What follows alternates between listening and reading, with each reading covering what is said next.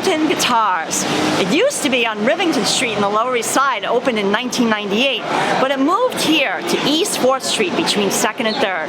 We're going to go inside, speak with the owner, Howie Statlin, who's been involved in the business since 2003, worked for the original owner, because we want to find out what the best guitar to get for a friend of ours who owns already a couple of guitars. And I'm going to ask Howie his advice, because he has an amazing selection, especially of a lot of vintage guitars, because that's what they specialize in, 50s, 60s, and 70s vintage, both electric and acoustic. Extra good.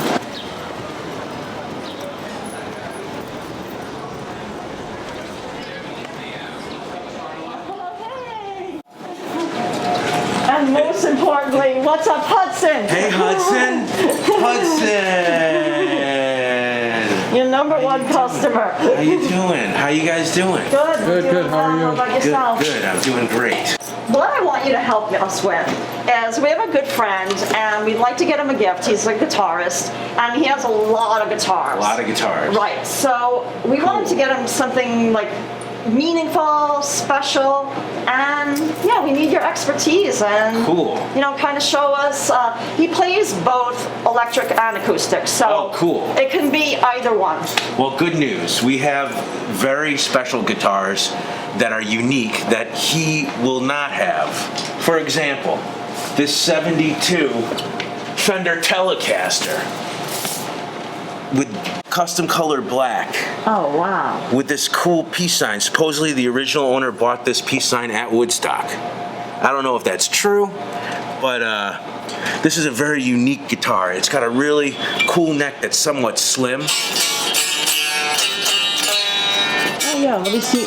Let me show that. Yeah, it's sort of really cool neck. It is slender. And lots of cool wear to the finish. Now this is an original 1972 Fender Telecaster, so he might have Telecasters, but he might not have one in black, and he might not have one with this vibe, this with the peace sign, Here we have a 74 Stratocaster, completely original, beautiful sunburst finish. This would be, right, so perfect. None of the elements have ever been replaced. Nothing's been changed. See the volume tone. Yes, exactly. You can see totally original. The quality of the plastic is aged. This would be a wonderful piece not only for a collector, but also for a player, because it's a great playing instrument. Nice and light and resonant. I mean, if somebody got this for me for a gift, I would lose my mind. Is that one of your favorites too? This is one of my favorites in the Fender. Stratocasters? Stratocasters, yes, Telecasters, Jazzmasters. Jazzmasters have been tough for me to get a hold of lately because of the pandemic. The pandemic has created it more difficult for me to get rare items. Right, because you travel like all around the country looking for different things for the store, right? It's created a difficulty. This is a replica of a 57 Stratocaster. And this is a really cool Lake Placid blue finish that the maker did over a sunburst finish. I see that. So he left that little sunburst showing through. Exactly. And he replicated the original Fender Lake Placid blue finish, which has yellowed to a green. That's what I was going to say. You can see the blue like right by where the sunburst is, and then it goes and it fades into that green. Yeah, which is so really it's kind of cool. Like car paint, right?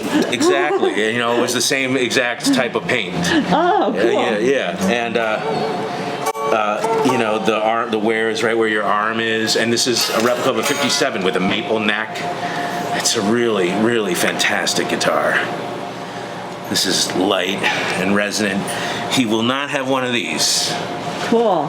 And what do you think, like, with the three that you even just showed us, I mean, as far as like the tone and, would you say they're all comparable?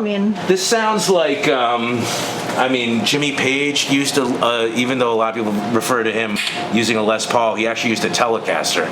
Jimmy Page from Led Zeppelin on the first Led Zeppelin albums. So this would sound a lot like the early Led Zeppelin albums. Oh, wow. Also, Bruce Springsteen plays a Telecaster, and Keith Richards. These are more like Hendrix tone or Clapton. They're all of them are quite versatile instruments. You know, somebody like Hendrix has a very different tone than Clapton, but they play the same guitar, Fender Stratocaster. So that's a Strat, that's a Tele, and the sunburst is always like a popular, like a collectible color, right? yeah, I mean this would be a more collectible color. A sunburst is more of a common color. Oh, okay. A cool, definitely Gotcha. cool. Yeah. Okay. You'd like to see the guitar in the window, would you? Yeah, we spotted that one. This is a very unique guitar. This was custom painted at the Gibson custom shop in 2001. Look, somebody's signing a contract. Yeah, this Life on the Road. Yeah, I saw the tour bus too. Look at this, Life on the Road. It always starts like this. You meet a couple of guys. One's a bassist, the other a drummer. One knows how to play pretty good. This is perfect because you have the songs. Each picks up where the other leaves off, or so you find out when you start jamming. In your mom's garage. She soon gets sick of it. You dig it, so you take it on the road. No one's going to pay you till they hear you. Only one choice, open mic. You know of a coffee shop in Crunchtown. It goes on and on and on. That's great. It's the story of a band and their life. And at the end it says, and you smile. Wow, and how did you come across this? Because this is like so, I mean, I got this there's nothing else like it. I got this one out of a special collection in Michigan. Wow, I went to Michigan to get this guitar. that's amazing. Yeah. Okay, all right, yeah, let's start. I think it starts here. Look, they're jamming in the garage, right. and then they go on the road. They do open mic at a coffee house. They make a record, it looks like. Oh yeah. And they go on the road. They live in the city, maybe. They do something on a radio Oh, station. I see that. Yeah, radio. And then they go. Trash can, something gets thrown away. Maybe they get big. They sign a contract. There's a contract here. Yeah, I see that. That's really cool. And then they do a video, and then they lose their direction, maybe. What's this? On the road, and I don't know. And gold. Gold. Alright, I'll see you there. How are you? Cool. Everything good? Everything good? Cool.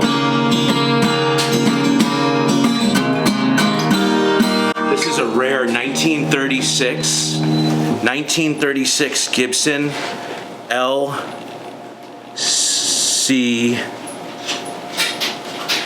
C1. This is a 1936 Gibson C1 Century of Progress, made in 1936.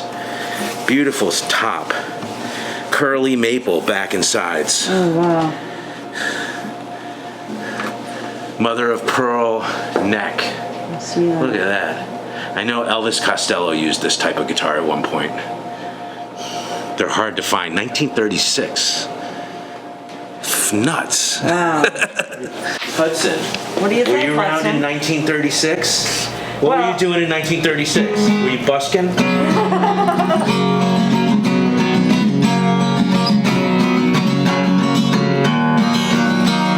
He likes it.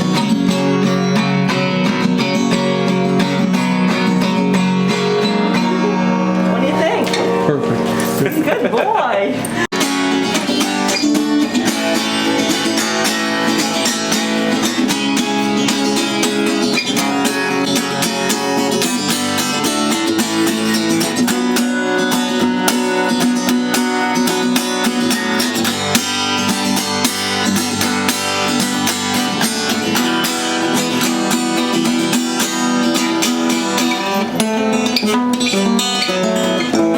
This is a 1956 Gibson J160E. The Beatles used these guitars. It features a very early P90 pickup. It's the same type of pickup that would be in a Les Paul Jr. or a Les Paul Special. They used it on an acoustic guitar here. Really cool pickguard, beautiful sunburst finish, no cracks at all in the top. And what year was this one again? 56, 1956. Yeah, it's in great condition. Yeah, right? Original tuner buttons, those have lasted. Original tuner buttons.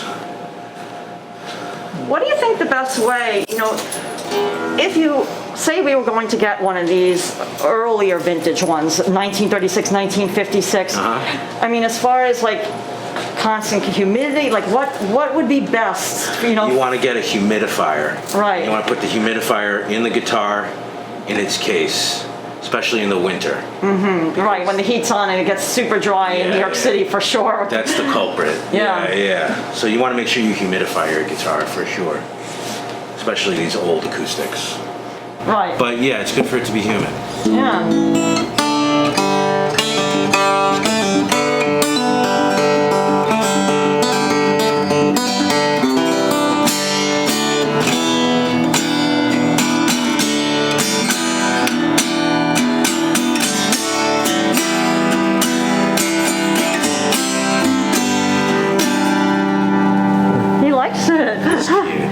Because that's like, it's like Hudson thinks it's for him. Like, it could be a Hudson size. Look at the binding on this thing. Wow. And what year is this one? This is a 19, I think it's a, I have to look it up exactly. It's early. Wow, Look at this, amazing. how beautiful. Yeah, the wood is beautiful. Yeah. Oh, that's great. 1930s, I believe. Oh, and those look original too. Yeah, they are. It's Yeah. completely original. Yeah, so in the pandemic, people are definitely playing music. People are definitely playing music in the pandemic. I've definitely seen, sales of musical instruments have gone up. Oh, so that's good news. It's good news. The problem is my kind of musical instruments, they're hard to get because these are special, unique instruments. So it's harder for me now to get instruments. Right, because like before you would just go into people's homes and things like that. Exactly. Now I'm not going into people's homes. Right. It creates a little more difficulties, but I'm figuring out ways, which I will not reveal. Hey, that's a trade secret, right? But yeah. You gotta keep your competitive edge. Yeah, but definitely the pandemic has piqued interest in musical items. People are definitely playing music, which is great. Yeah. Now, I saw that, unfortunately, just last year, we visited and you had the two stores. You had, were separating the acoustic with the electric because I think you had said to us, people would come in and like the acoustic.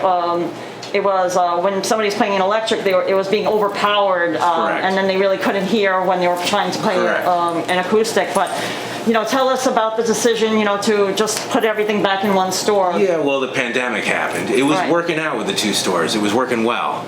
And it was a good thing to have people just play acoustics over there. But the pandemic happened, and we had to shut down for 3 months. Right. So not only did I not have anybody going over there, I had nobody coming in here, nobody coming in at all. I mean, nobody was even on the street. Yeah. I mean, it was a ghost town, really. Exactly. And so in reopening, that was still a ghost town. So it was the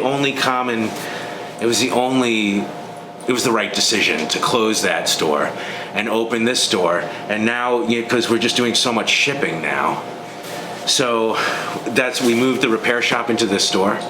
We closed that shop, and it just makes this business a lot more viable. It's just you gotta move with the times. You gotta adapt. So, but it's worked out coming all into the store. So for somebody that wants to buy an instrument, online, are you able to even just give them a little, play a little sound bite for them, or if they want to hear it? Because I would imagine, as a musician myself, that it would be difficult for me to want to buy something and not be able to play it, but at least to have somebody else play it, you can kind of get an idea. Absolutely, okay. Absolutely.